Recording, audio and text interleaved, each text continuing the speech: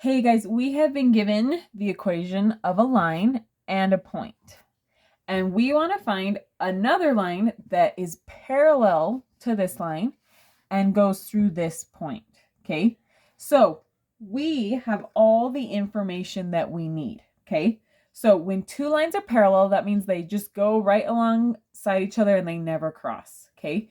So in math language, that means they have the same slope. Okay, so if I want a line to be parallel to this one here, they need to have the same slope. Now this is in slope-intercept form, so I know that -2 is the slope of this line. Okay, if you haven't learned that yet, I'll link a video that explains that in more depth. Okay, but this is the slope I want for a line that is parallel to this line, and then we want it to go through this point. So when I have a slope and a point, guess what I use? Point slope form, okay? So I am going to plug in numbers for x1, m, and y1, okay? So here is my x1 and my y1, and here is my m. For some reason, we label slope with m. I don't know why, okay? So we're going to plug these in. The y is going to stay a y, and the x is going to stay an x, just kind of like this, okay? So let's go ahead and start plugging these in, okay? So I'm going to have y minus y1, which is 2, equals m, which is my slope, -2, times x minus x1. Oh, and I should have mentioned that at the end we're going to graph them to make sure they're parallel, okay? So x minus x1. I might be tempted just to write the 5 here, but we are subtracting a negative. We need to make sure we write them both. I'm going to put some parentheses. Oh man, so many parentheses. We're going to get rid of them. Okay, now we're going to simplify. So we've plugged it into our point slope form, okay? Now we're going to simplify.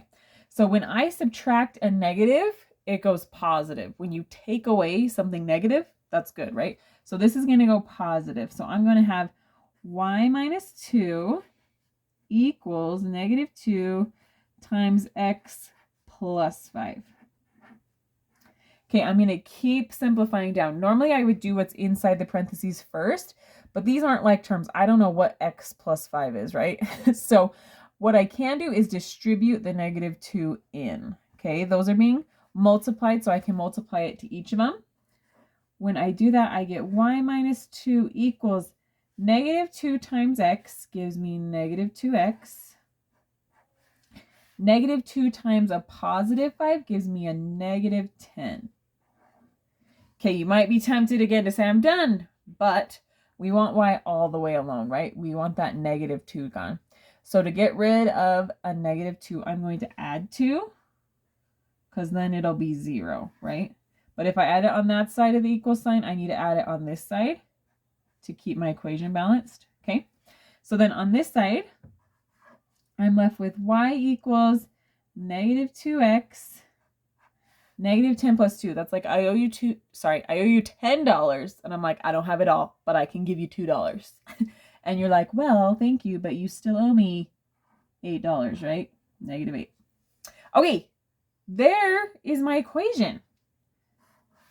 So I believe that this line is parallel to this line and goes through this point, but let's check, okay? I went ahead and graphed -2x plus 4 for you. This is what it looks like, okay? And then let's graph our new line to make sure that it's parallel, okay? I'm going to do this kind of quickly. If you need more examples on how to graph a line, I will link a video, okay? So when we are like this, we're in slope-intercept form. So I know my y-intercept is -8. So right down here, -8. And then my slope is -2. And we can think of it as -2 over 1, right? So I'm going to go down 2 over 1. Okay, looking pretty good so far. And I can also go up to left 1, right? Up to left 1, up to left 1. And those are not looking like they're going to cross, right? They're not getting any closer. So I am feeling pretty good that these two lines are, that these two lines are parallel. Okay, so remember, if two lines are parallel, they have the same slope. Okay, if you need to do a problem where they are perpendicular, I will link a video for you. But hopefully that made sense. Thanks. Bye.